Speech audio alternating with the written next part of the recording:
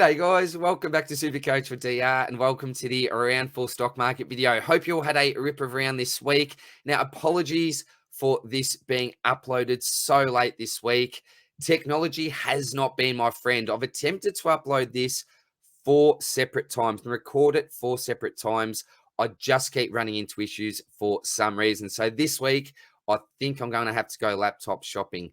And the bank balance isn't too kind at the moment as well. So we'll have to work out something. So apologies for that, guys. I'm going to keep the intro really, really short.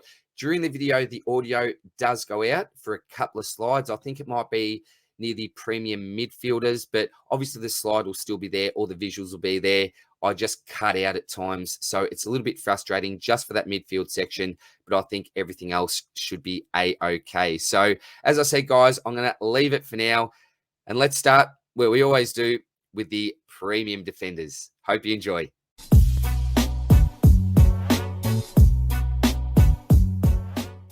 At the top of the list this week is Nick Daicos. His glorious start to the season continues. His lowest score of the year, but still great for his price. His 109 included an interesting free kick for. If you didn't see it, check out my YouTube short. It was so good as an owner and pretty much sums up how well he's actually going. Not much discussion needed here. He's still at a good price for output and is quickly locking himself away. I'd go as far to say he's a top 3 defender. He's a new seagull, so the symbol gets passed on to him. Adam Saar, Janeth's man, just continues to impress and sits 3rd for total points for defenders. 115, 113 and a 128 is absolutely fantastic, averaging 23 touches, but so damaging, making an impact with ball in hand. I really recommend him as a pod selection if you're looking to stray away from the pack. Onto the old seagull, Jake Lloyd. Daicos certainly runs a chip shop now, but this bloke is still sitting out the front under the little round glass table, awaiting any stray chips that hit the concrete. 100, 102 and a 93 to start his campaign. Look, it's nowhere near his peak seagull numbers, but it's a big improvement on last year. Consistent scoring, but probably not enough to be a keeper and won't make enough coin to be a cash grab. He doesn't really excite me, but I could see him finish the season with, let's say, a 95 average if all things go well. Luke Ryan, he's actually the number 1 ranked Supercoach defender after the first 3 weeks. Brilliant start, 171, 122, and 105 against West Coast. Scoring is on a downwards trajectory, but a 105 is A-okay. The positive from last week for me was the fact that he still turned up from under 20 touches and 7 marks. He was averaging 33 possessions and 12 marks in the first 2 weeks, so it depends how you look at it, but that's probably a good sign for me. Still maintains a good kick-to-handball ratio and has Adelaide and Gold Coast in the next 2. Freo have been well beaten aside from last week, so when they get on a winning roll, and I think that they will, his average may start to decline with less ball in the defensive half. The time to jump on was last week. He's already gone up over 40k, but he is a serious defender for a top 6 average if Freo continue to play the way they did in the first couple of weeks, that chip type style. But it seemed like last week they went away from that slightly, which I think was also reflected in the scoring of the Fremantle defenders. So I'm not huge on Ryan, but look, you can't knock the bloke that's sitting number 1 for average, can you? But probably not a player for me. Dawson played a great game, but absolutely stole that showdown medal off Rankin. Highway robbery, but the interesting thing to take out of this game was Dawson's move into the midfield. He was Adelaide's 2nd preferred mid in the CBAs, with 62%, only behind Laird.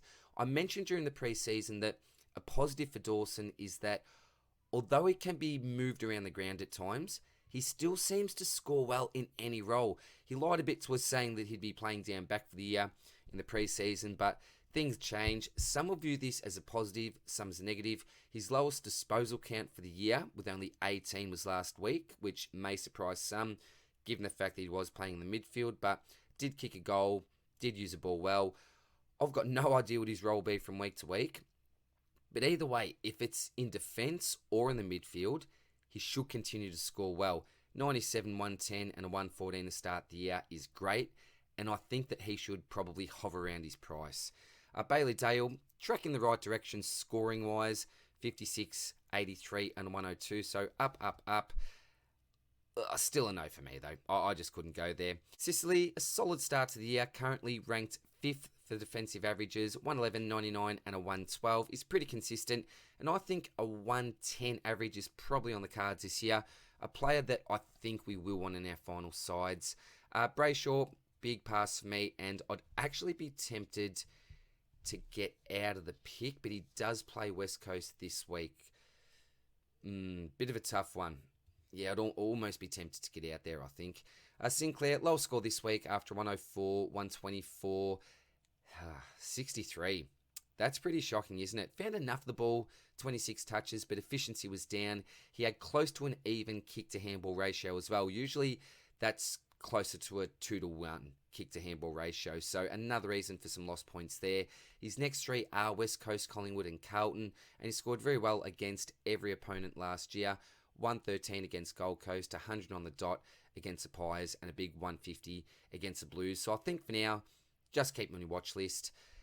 Tommy Stewart, what a recovery. We're expecting to see this bloke on the field, round 5, round 6, but he's made a miraculous recovery. Came out last week and went bang with a 167, if you don't mind.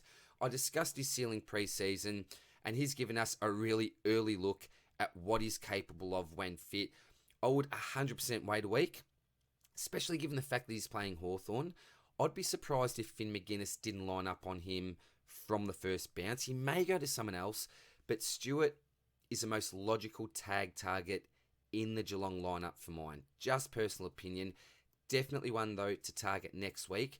Depending on how he fares this week, I could see Ridley to Stewart as a bit of a popular move. We'll see what happens, but yeah, next week I think is a week to get Stewart in. And Sam Doherty, one of the more controversial Supercoach scores for the year when you take a glance at the stat line. Well, a bit of a turnover merchant early, particularly in the second. There was one point where I think he was on 15 points from 11 touches. Disposal efficiency was horrifying. Cleaned it up a little bit to be on 44 from 17 touches, I'm going to say, at half time. DT to Supercoach ratio was, plus 20 something at half time. It was just shocking. Had a huge third quarter though, cleaned things up. His first 9 out of 11 disposals in the term were effective, plus a couple of intercept marks. Worked his absolute butt off. He took himself off the ground, I reckon, with about 5 minutes to go in the quarter, and was absolutely buggered. So really, really worked hard for those points. Got a lucky 50-metre penalty, then a lovely goal from 50 out. Did some good things, but most of his possessions were uncontested, and he didn't use it well apart from that stretch that I mentioned earlier.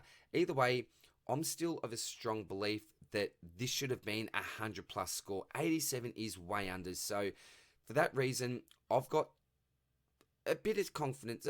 I'm not going to say a bit. I've still got confidence in the pick, and I'll be holding 100%. If you want to move him on, you can. I can understand that, but I'm holding firm for now. I am starting to get concerned, though. On to the defenders, 250 to 500k. Up the top this week, Jack Buckley. Now, looking at this man, it took me a little while to attempt to figure this one out. We know by now that he was a laid in for Aaliyah in round 1, and he really hasn't looked back, grabbing his opportunity with both hands. Aaliyah is out, I think, for the medium term, so job security was a concern, but I think he certainly played his way into the side. On the weekend, his stat line wouldn't indicate a performance worthy of a 99, especially when you compare it to someone like a Sam Doherty. He only collected 12 disposals, 3 marks, and laid 3 tackles. How the heck does that equate to a 99? Well, firstly, he plays a very Supercoach-friendly style of game. Massive discrepancy with only a 53-point fantasy game, but most of his possessions, were contested or intercept possessions, and he only wasted one of those, going at 92% efficiency. Also had a contested mark in there. He's great in the contest. He rarely gets beaten. Just a great soldier and plays his role. Now, that still feels like a very generous score, but it is what it is, and it goes to show that good ball use generally leads to good Supercoach scoring. Yeah, that defensive pressure, lots of 1%ers, this all adds up to his total score. The ship is certainly sailing here, so this is your last chance. if you're keen. Personally, I don't think he keeps up this average, and personally, I think a 50 to 60 point game is only a stone's throw away, but he has a super low break even with 2 pairs of 99s in his system, so he'll definitely make some decent cash in the short term. If he scores anything close to another 99 this week, then that's a huge win and he becomes a great trade-in. Probably not for me. I think the ship has just sailed on this one, but he may be for you. And also a shout out to Brisbane Lions on Twitter for bringing him up last week. Jack Bowes, I was really keen to see him play, but pretty quickly ruled him out of my side. Just didn't pass the eye test, and to be honest, apart from a really good first quarter the week before, I didn't think he was super impressive, although his Supercoach score suggested otherwise. Not for me. Look, break even of -10. He does have a 3-rounder of 85, but look, go for it if you want. I'm just not doing it myself. Jaden Hunt, thumbs up for Jaden Hunt owners. As short term, he's worked out really well as a starting pick, but at the same time, we're not jumping on at that price. The next bloke, Will Day, a big talking point this week after a massive game and a low break even for his output to date. It was mooted pre-season that he'd be spending more time in the midfield, but there were still question marks on exactly how much time he'd spend there and if his slider frame could handle getting banged up. But so far, he's looked really good and the role is there for now. After only a 26% CBA rate in round 1, that's gone up to a 63 and 65% rate in the last couple of weeks. He is starting to eat into Warple and Newcomb's time. 60, 98 and a 139. Doesn't show great consistency, which is a concern. And if he loses that CBA time, his average will most likely anyway, take a hit. But there is a lot of upside and he's doing everything he can to keep the role. On the downside, he isn't the most durable player. He may struggle to be a keeper. A Ridley to day move to grab some funds to move, say, a D-cam up to another ruck may be something to consider, but keep in mind that there is a decent chance that you'll eventually have to trade day out again. Possibly not, though. So either way, if you buy or skip, I can understand. Spills, for example, is a big fan of the pick. He thinks that he can get close to a top 10 average. I'm just not that confident on him yet. I'm not saying that he can't get there, but it's just a little bit risky for me. If you do want to jump on day, though, and if you are keen, he is, in my opinion, the best buy out of the lot, but you have to jump on this week because the ship would have already sailed. You just won't be getting the value. Stocker, I've got the rock solid symbol there, just tracking along nicely, really consistent, doing the job that you want him to do on field. Liam Baker, it may surprise you to hear that he is currently the 4th highest averaging defender behind Ryan, Dacos and Sard. A man that gives 100% every time he steps onto the field, never takes a backward step, a bloke that you'd love to play with, and a player that opposition supporters love to hate. Not me, I'm a big fan of Baker's work, but he's just one of those blokes, isn't he, that you go, oh, bugger you, mate, if he's playing against you. Playing in the back half, he amassed 143 Supercoach points last week, 32 touches, 6 marks, 4 tackles, and a bunch of pressure acts. My main concern is his scoring consistency and role from week to week. He can play back, mid, forward, and is the sort of player that can just fill a hole when needed. Although, he's got handy DPP. And look, when he is playing back, he's not getting any kick-ins, but he's still scoring well, which I think is a positive. He's not relying on those kick-ins for any extra bonus points. And with that DPP, you can use him to swing with a Sheasel or a JZ in a couple of weeks. Only owns in 3% of sides, so if he continues to go off, he'll be a ripping pick, but if his scoring does decline, then you could be in some trouble. I'm staying away personally, but at the moment, he's looking great. Nick Newman, frustrating to see his score of 132 on the weekends as a Doherty owner. Scored almost 50 more points. 24 touches, 11 marks, 4 tackles. Nowhere near Doc's stat line, but obviously didn't have near as many clangers and was a lot cleaner. With Doc and Sard realistic options in our defensive line, I don't see too many going for Newman, but If he tickles your fancy, similar to a Baker, then you could bring him in as a pod. Again, not for me though. Hunter Clark, the scoring pattern is going in a favourable direction. 54, 60 and an 80 last week. But I've got zero interest in the pick. I don't think he'll make enough money or provide enough field points for us. A bit of a nothing pick, put it that way. I just don't like Clark as a pick. Rampy, I've said it from the start, I think is a trap.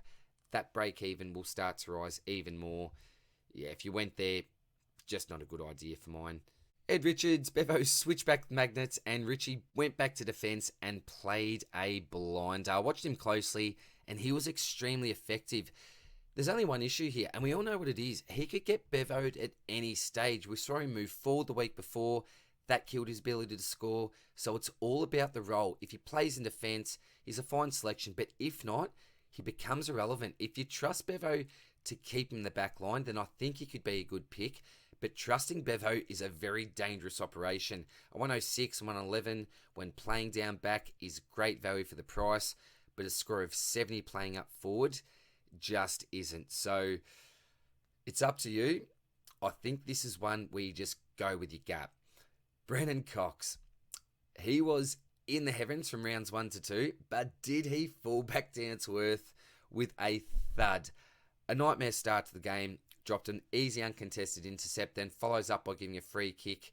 And look, And a long story short, he had a score of -6 at quarter time, and it didn't get any better from there. He finished on 35 points for the game.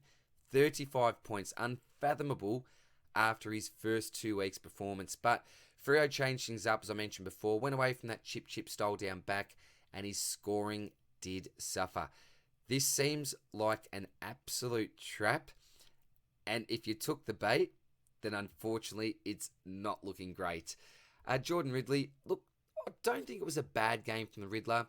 Quiet first half, then went bang in the third, had 7 touches in the first 10 minutes, and his score went from 28 to 60 in the blink of an eye.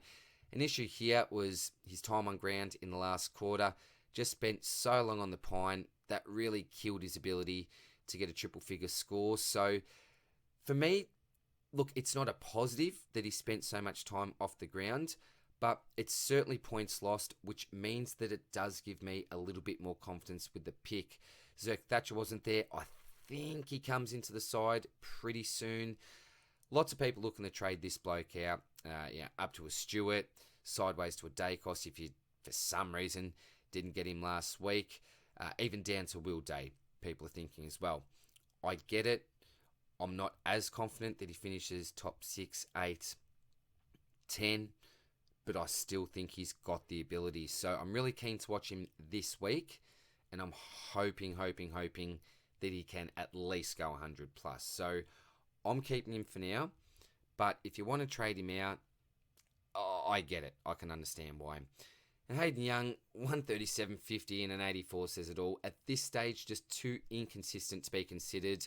With that big round 1 score out of his system, he is about to plummet. So, look, if you don't have a Dacos, I don't think I'm speaking really to anyone here. I'd find the money to go up before it's too late, or even go down to Will Day. I would recommend doing this. Young today, I think, is actually a fine move. On to the defenders under 250k, and this is disappointing. Up the top, Charlie Constable. We knew this was coming with the arrival of Weller and Powell back into the Suns side, but we're hoping for a couple more weeks at least. This is really unfortunate, but it is what it is. Do we trade or hold? I'm holding for now because he still has a low break even, and I think he's only an injury away from coming back into the side. I would avoid using him as a loop, mainly because there's a slight chance he could be the sub, but I actually rolled the dice and looped him myself this week, as I thought Sexton and Berry were in front for the sub role. Very lucky, but just backed my gut there. Hopefully he returns to the side soon and makes us some coin. Jimby, what do you say about this bloke? Sheasel and Ashcroft have been spoken about a fair bit, but don't forget this young beast. He's already a star, carrying that Eagles midfield. He did get moved back at times last week when some key Eagles went down, which also demonstrates some versatility as well. Such a big body, contested style of game, and should be one of our last upgrades. My only concern is that he may get burnt out quickly with the massive load that he's taken on as a first-year player, but at the moment, it doesn't look like anything can stop him. A must-have, and that DPP has already come in handy for me last week. So a ripping selection there.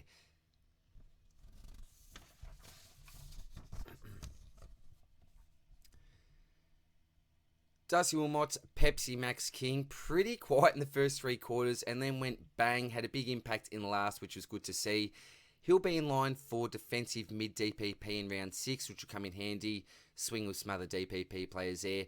I'd still prefer to have him on my bench rather than on field, but with Constable out, I may have to wait until I can swing Sheasel back. 69 points is a good return though, and his cash gen is going well. Tyler Young on the bubble this week after scores of 34 and 52. Comes at a bargain basement price, but job security is a concern for me. Laid 4 tackles on the weekend, so good to see some defensive pressure, but I don't think he's worth downgrading to personally. If you really need the cash, then you could, but I've got fears he could just be out of the side soon, particularly with Tarrant arriving back into the team, I think this week or maybe the next. Mick Laney, he's actually a tough kid, doesn't hold back, copped a big hit for Marshall, an obvious hold there with an average of 64. Spills also loves that bloke. Cowan had a quiet start to the game, only had 1 tackle in the first, and then his first touch came halfway through the second from a free kick out in the full. Picks up another kick 30 seconds later, got his hands warm, which was good. A better second half, but to be honest, 50s are probably what we're expecting from him week to week. Anything more than that's a bonus, but due to the nature of his role, I think his ceiling's capped. McVee, hold if he keeps his spot. Pretty easy one there. Jones, I thought he had a pretty solid game on the weekend. That low score of 5 is now gone out of his price cycle and he's ready to start making us some cash. Good to see. I think he's a hold for sure, and I wouldn't be going to Bose type. McKenna, scoring has regressed from round 1. I actually thought he looked better than what he scored last week, but there were some really strange scores in round 3. I'm still feeling him over the Pepsi Max King, even though he outscored McKenna last week. We really need another 85 plus type score from him now for that cash gen to keep flowing nicely, but if he punches out a 50, it's not great news. So I would hold and assess in probably 2 weeks for mine. Tom Cole, fine start to the year with him. Pod only 3% of sides, which is nice for owners. Consistent with his scoring, rock solid job security in my opinion. Does have a more difficult fixture coming up in the next month, but should continue to make some nice cash. Campbell Chesser, so bad. There was one time he missed like a 5-meter handball to Gaff, gets loose ball a few seconds later, gets caught holding it, then hits a post from 30 in a slide angle, rolls his ankle, gives away 50. Just so frustrating, man. Just so frustrating with this. Personally, I'm using him as a loop this week, and then probably through some DPP magic, trading him out for a Van Rooyen type at this stage anyway. Just want to get another week starter, and I think it'll be a handy loop for me, being able to possibly take advantage of a decent rookie score this week. And Josh Goda, going to be a slow burn, but if you really need to find some cash from somewhere, you could flip him in the next couple. Still some coin to make, but that average isn't looking fantastic for his starting price. On to the midfielders, 500k plus, and I tell you what, if you were one of the people that traded in LDU last week and were unable to reverse your trades, super unlucky. This was my rant on the Sword Play podcast this week. I wasn't actually in this position myself, but I did really feel for owners. Super bad luck, because what a trade in it was looking to be. A break even of 21 with a 3-rounder of 149. There was always a concern that Callahan was going to go straight to him, and to be honest, I think that was a plan, and that was the reason why Clarko played this a little bit cagey, left it right until the last minute to announce that he would be a laid out. Supercoaches would not have been happy about this, but I think it did, play around with the Hawks structure anyway, and what they were actually going to do with McGuinness. From memory, he got subbed out as well, so super unlucky there. Can you bring him in this week? Now, I think there's still the possibility that you can, but how worried are you about that injury? That's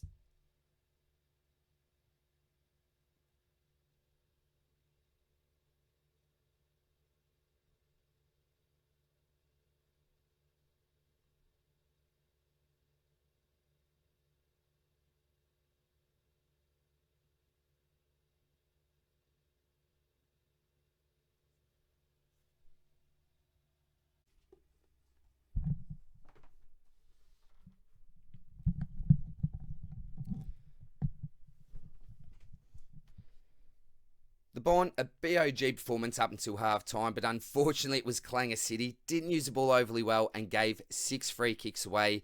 That's always going to be a score killer, but he still looked great to me.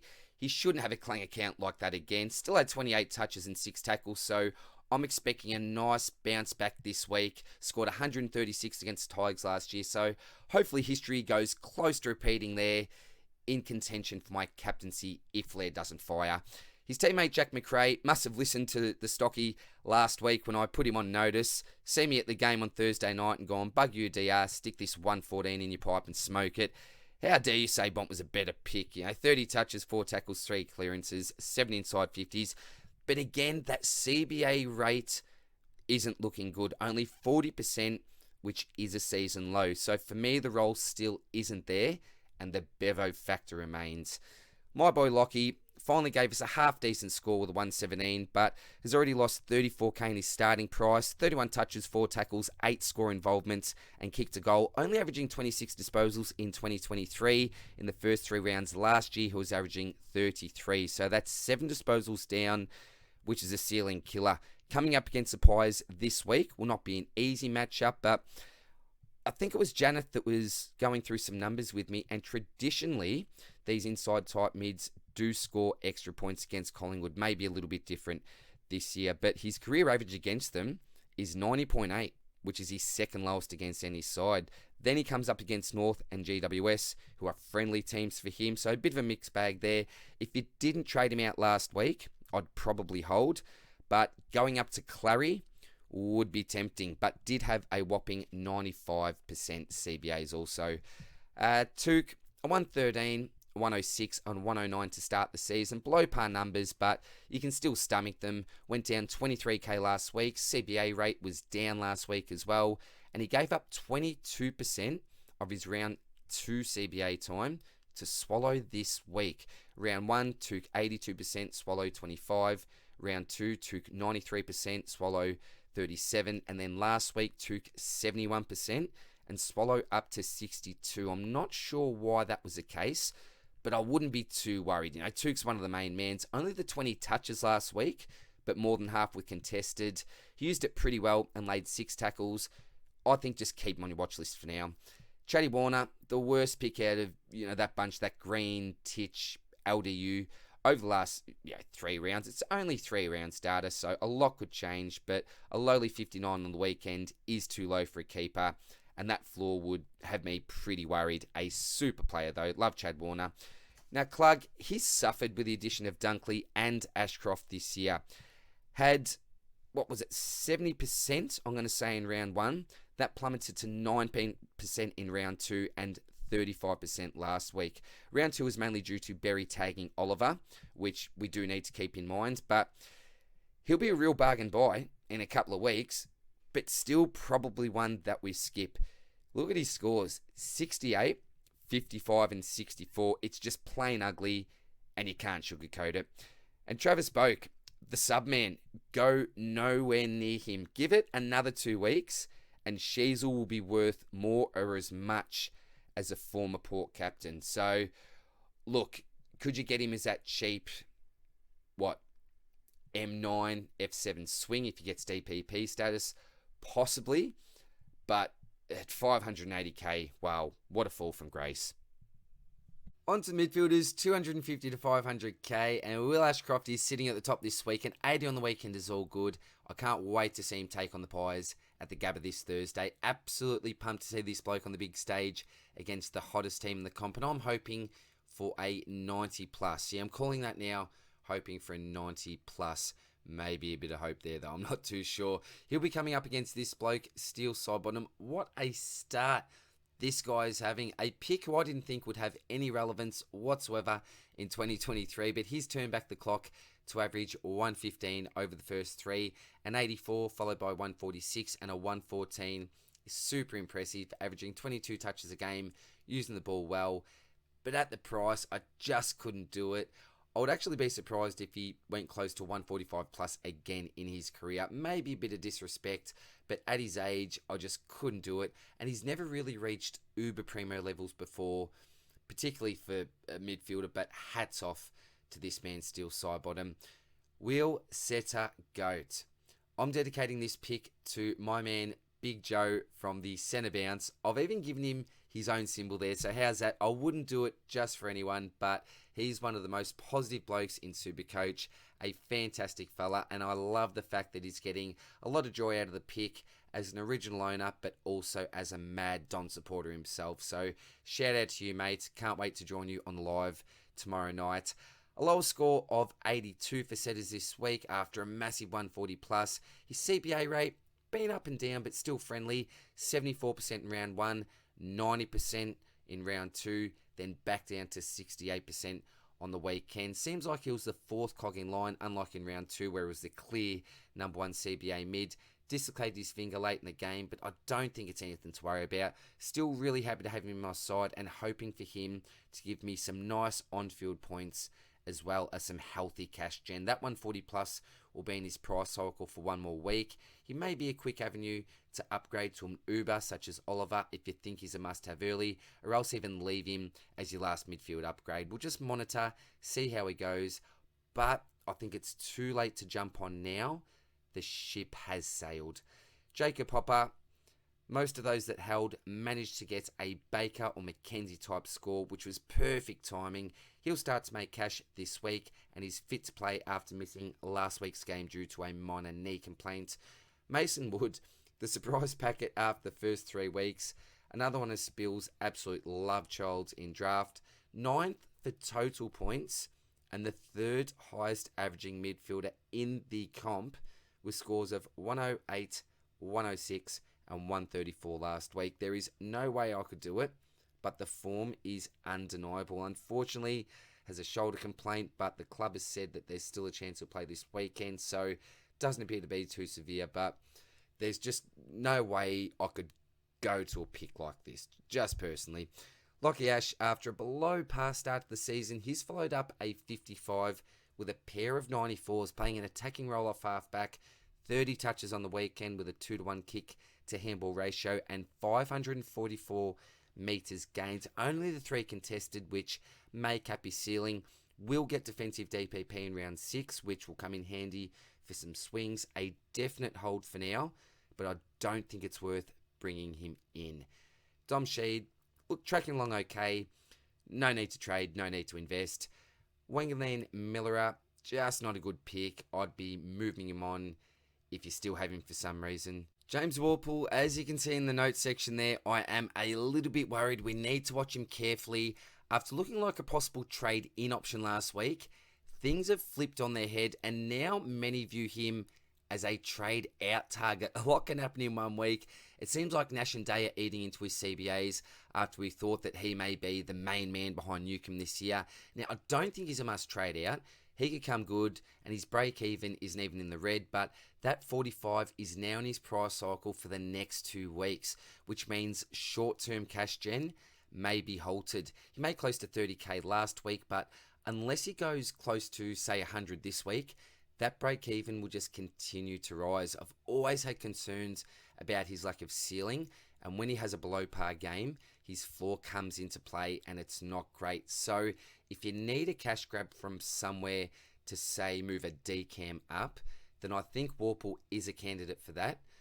But at the same time, you're more than fine to hold him for at least another week. Arguments either way for trading or holding there. Now, Josh Dacos, a pod selection that deserves a bit more respect than what he's getting. Main issue is that he doesn't look likely to be a midfield keeper. I could be wrong. So he fits just behind the pack. A super draft selection. I'll get him for a bit of a steal there. But when you compare his average to some of the other so-called Uber premiums, then he doesn't seem too far off the mark. Finn Callaghan, I advised to sell last week, get out of the pick, but if you kept the faith and wanted to see him for another week, then you probably would have been very disappointed. Understandable though, again, in the first quarter, I thought he looked okay-ish. Lovely 1-2 goal assist to Daniels. Geez, ran hard to link up, but that was the only real highlight of the first half. Only the 7 handballs for 24 points at halftime, and it didn't get much better from there.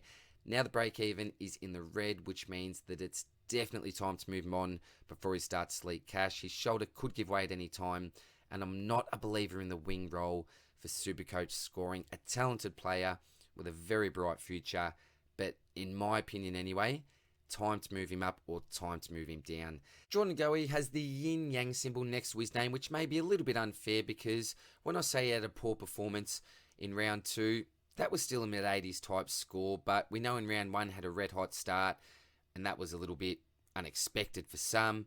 I know that there was a few people that started him in the community, so congratulations, guys. But last week, round 3, really did bounce back to deliver a nice 122. 68% CBAs is fine. Looked really damaging. He's already made 30k, so looking like a shrewd starting pick of the price. And with a projected score of 125, he'll go up another 20k. The NDHP factor will always be there, but he has been behaving himself lately. Does he have top 8 potential? At the moment, it's looking like it, but I probably wouldn't go there myself. I think that some of these other options that aren't performing too well currently will bounce back once they get warmed up into the season. And Lockie Whitfield, keep him on your watch list for a future DPP bargain. He should get defensive status, but he's always an injury risk and can find unique ways to miss games. On to the midfielders under 250k. The man up the top, Will Phillips. I really wish I could recommend him as a trade-in option, but at the price, it's a bit dicey with his poor job security and sub-risk. Don't get me wrong. I thought he played well and scored well, but North were without LDU and Simpkins, so this may be giving us a false sense of security with the Phillips selection. If I thought he could string multiple games together, I'd certainly recommend trading him in, because he does have the ability to score well and make quick cash in the process. If he trusts his job security, then go for it. But if not, I'd skip him just to be safe. Maybe what you look to do is see if he's named with both LDU and Simpkin in the side. If that's the case, then you may be a little bit more confident to bring him in.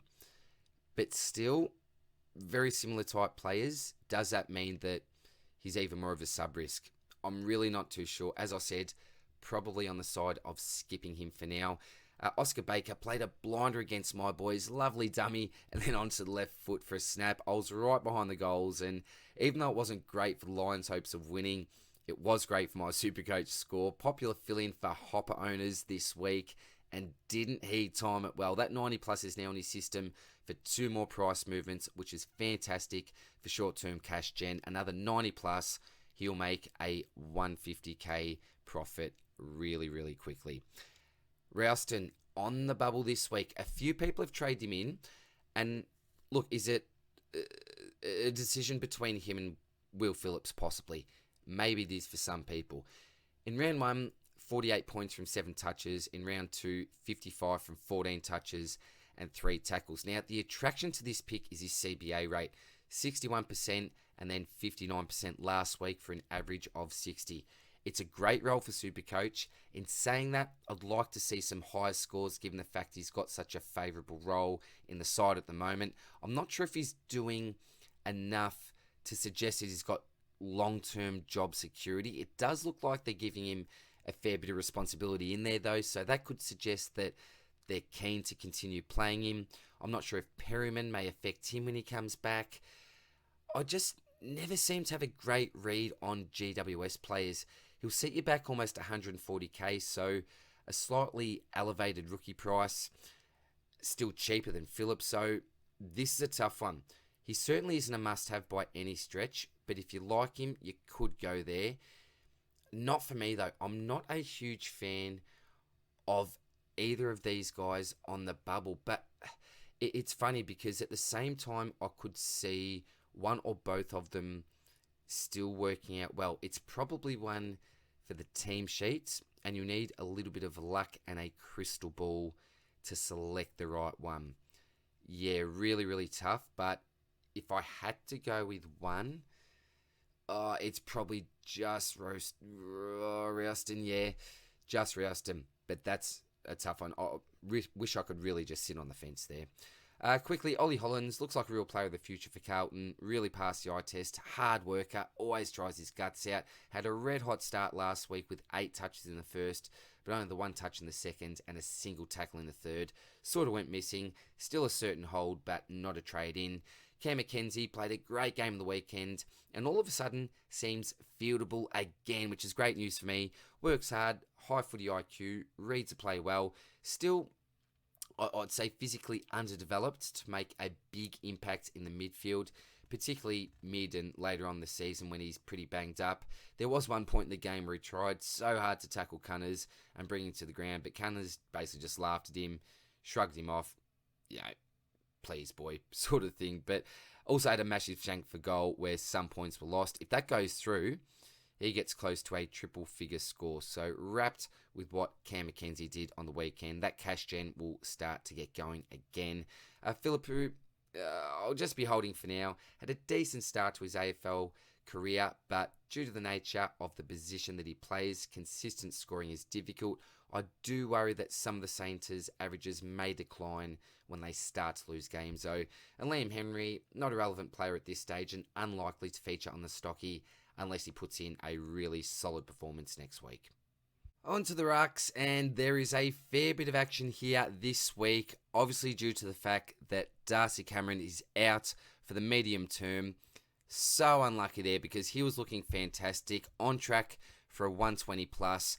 But as you can see in the notes section there, he is a must sell. Whether or not you got him in the Rucks or in your forward line, he has to go this week. So we'll get through some of these options pretty quickly and then really focus and hone in on the plays that I think are actually relevant and realistic trading options. So up the top, we've got Samson Ryan, 123,900 on the bubble. Unfortunately, he was subbed out in the second half, which left me a little bit concerned with trading him in. My original plan was to get him in for Radicalea, bank a little bit of coin, but unfortunately, I've just been scared off by that. I don't think Asava is a sub-risk himself because he's playing that key position post down back and they really need him there. I think he's important to their structure. So unlike Ryan, I don't view Rat as a sub-risk and I still want that Ruck cover. So I won't be making that move. But look, with the Rat, 30-point first quarter, we thought, here we go, and 80 pluses on the cards, but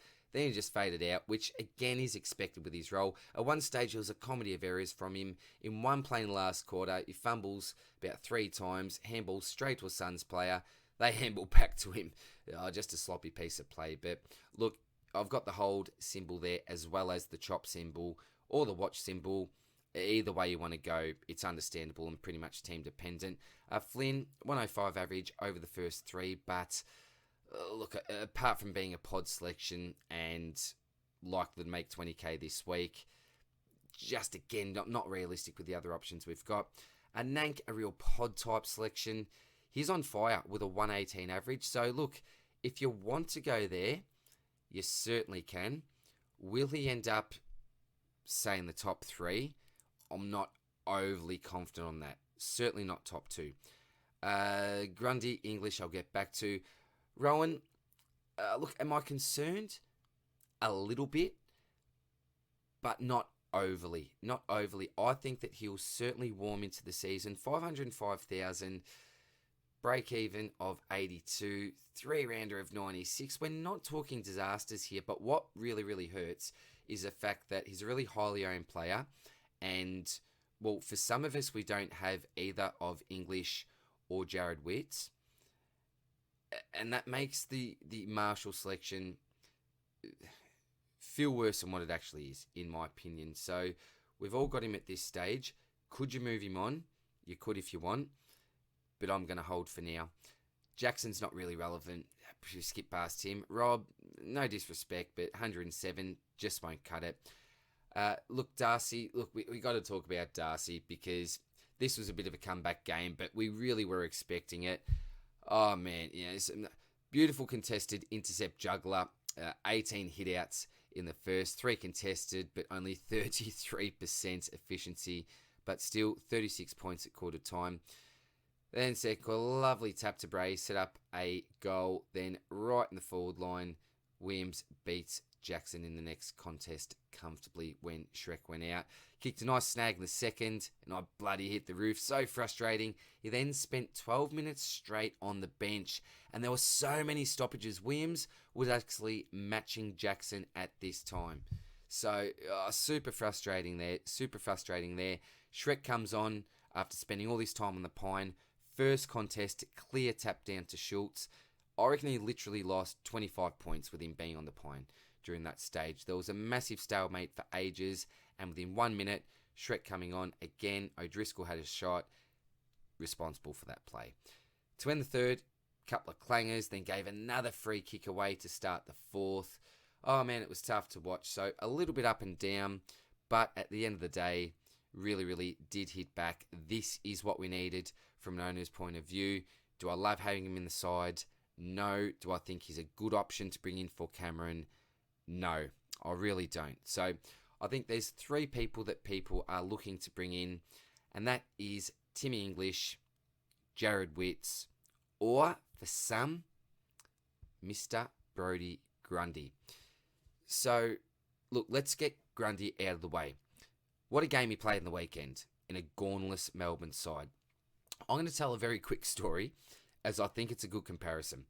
I did the shopping the other night, and I came across a discounted 2-litre Farmers Union iced coffee going for $1.69. I jumped all over it. It was the only one there. Went home to celebrate my victory, and then the wife alluded me to the fact that it was used by the next day. And it was about, 9 o'clock at this stage at night. So we only had a couple of hours to knock it down, so I sculled a few glasses of it just to get my money's worth. The budget's tight in the DR household at the moment, and I'll be damned if I waste $1.69 carton of milk. And this is the thing, it tasted great. Sugar hit was fantastic, but a couple of hours later, the tummy started to rumble, and I'll try not to give you a visual image here, but I felt crook as a dog, and that milk needed to exit the system. And I'm afraid Grundy may be a bit like the milk. Tasted good for a while, tastes good when Maxi's out, and a nice short-term hit. But what happens when Gawn comes back in 3 to 5 weeks? Do you keep him? Do you trade him? Do you side swap for Gawn? And if so, is it worth using that many trades to do so? Will he make enough cash in the short term to make it a good selection even until Max comes back? There's so many questions, and given the fact I think there are two clear rucks above the rest at this stage, I'm not really seeing a future for the Grundy selection. Short term, fine, but I'm not really seeing a future. And in saying this, the great Supercoach Mama and 2021 winner, is looking to trade him in. So if you decide to do the same thing, then you are in very good company. But I think there are two clear trading options, and they're the two big boys in English and Witts. Now, I'm not going to go through all the numbers and keep it simple. You can pretty much go one of two ways here, because it's $300 separating these two blokes. So if you look at Witts, he is the safe selection. Just book him in to basically play every week. I think he's pretty durable. We know he missed the year with his knee, but 124 for an average. He's going to be fine week upon week. We don't really need to worry about him. No concerns with the Jared Witts pick. Captain's option from time to time as well. All good. Then we look to Timmy English. The upside to this bloke is absolutely phenomenal, but durability is obviously the big concern here. So, do you go safe and go with a more durable player who's probably got more of a cap ceiling? In saying that, has a decent ceiling, Jared Witts. Or do you go with this bloke, Tim English, who is averaging 137 over the first three and just dominating this competition? I can tell you firsthand from watching him live on Thursday night, he did absolutely everything. So many avenues to score. Is a bit of a seagull as well, believe it or not. They just love the ball in his hands. Hit outs. It plays like a midfielder, gets all around the ground, intercepts, just as I said, did absolutely everything. So, if I had the choice myself, and look, I'm a Darcy owner, I'm a Shrek owner, I would love to move on. I'm just not at this stage. Should I? Maybe I should, because with my current rank, that would suggest that I should be getting aggressive at this stage. I'm just deciding to take a different approach at the moment and maybe save a trade on the third of the competition that must trade Cameron out. That's a bit of a different strategy, maybe a bit too safe, I don't know.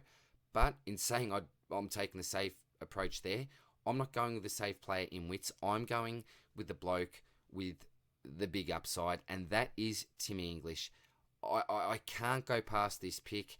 Yes, I am worried that he will go down at some stage, and he may.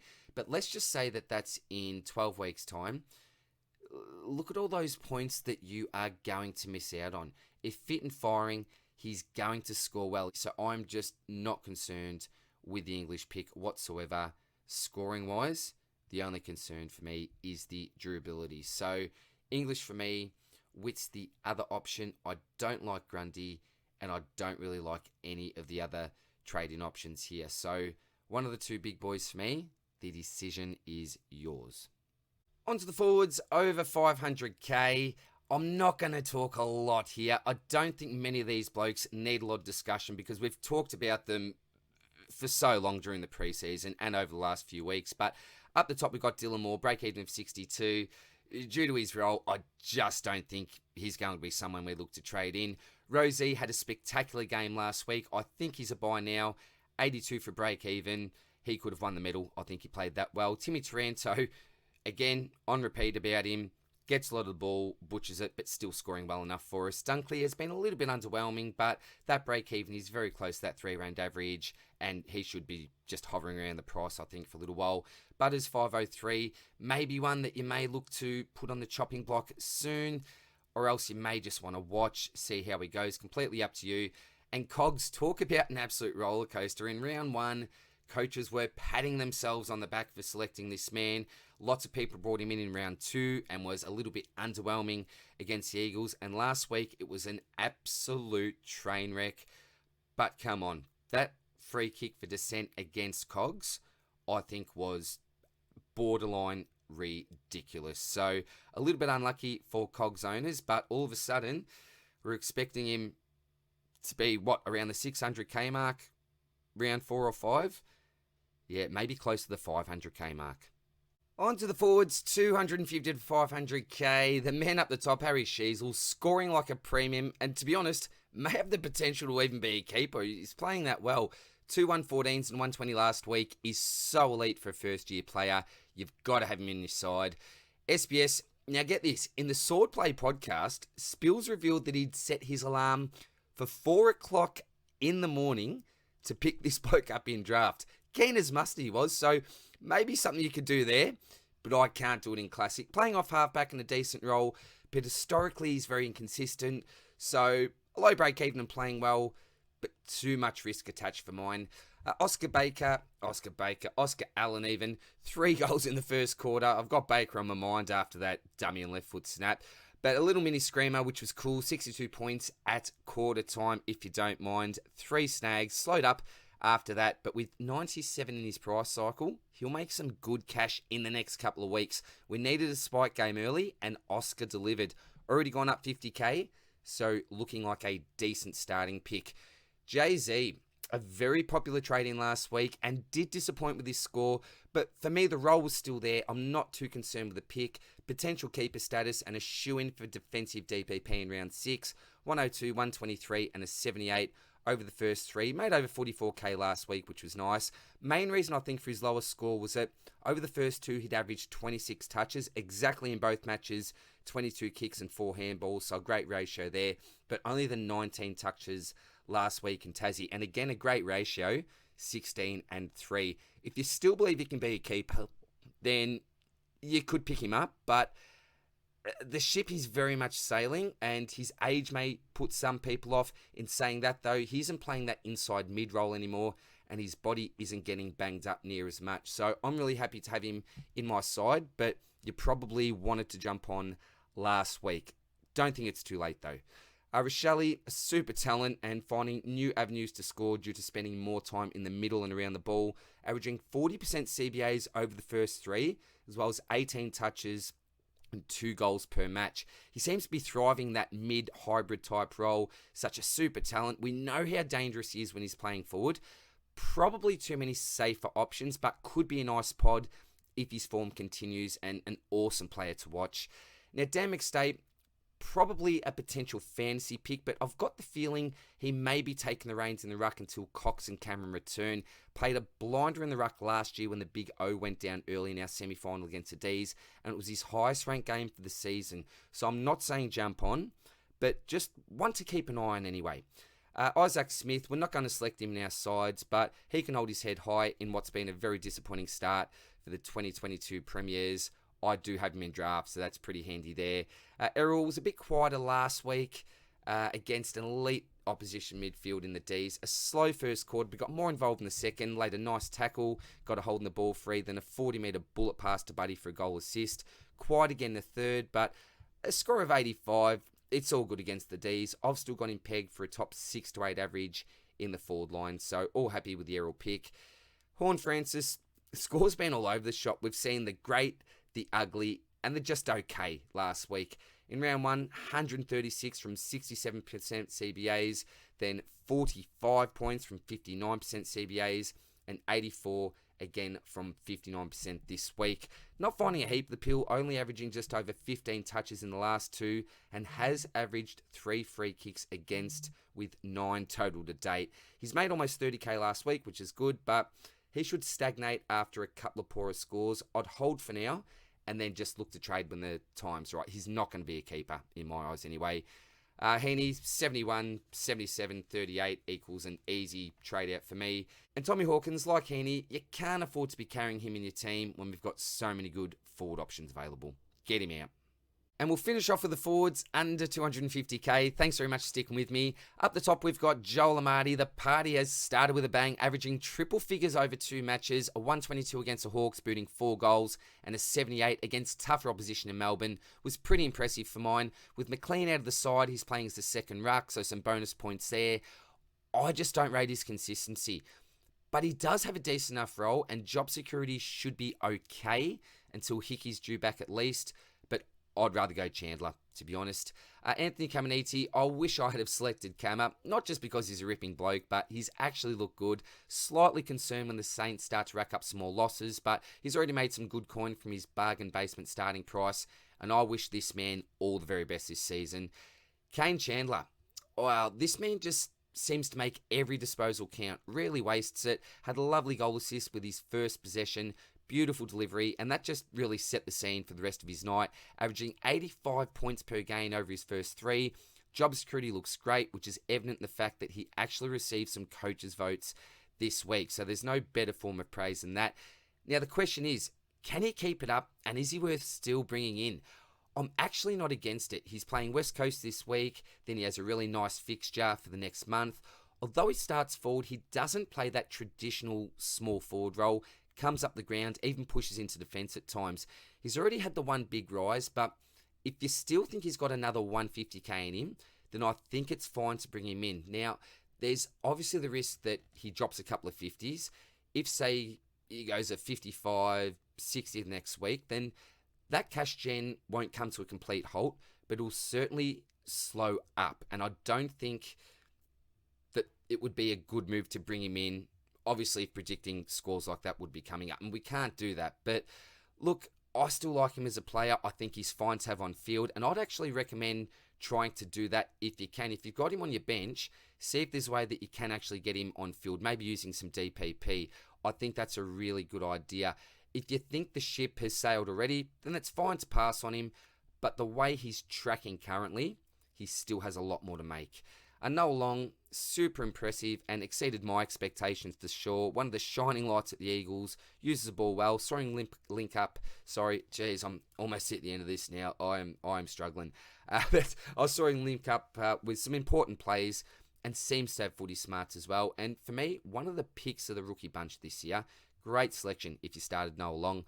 Ben King, I'm not interested, just doesn't make sense. Davey, tracking along nicely, but due to the nature of his role, he'll float in and out of games, but we only need him on the bench, and he's capable of scoring in quick bursts. So all good with Alvin there. Fergus Green, a decent game from Fergie, kicked a couple of snags early on, but then missed 2 opportunities later in the game, which denied him a 65 plus. Job security is great, although I think he'll be a bit of a slow burn. Josh Bruce, no for me. Combin, a bit up and down, but a hold nonetheless. And Luke Pedler got the Muppet symbol on him this week due to being suspended, but has been a very nice pod rookie. So that's it for now, guys. All the very best of luck with your trade ins and your trade outs this week. And I'll see you in the next one. Cheers. Bye.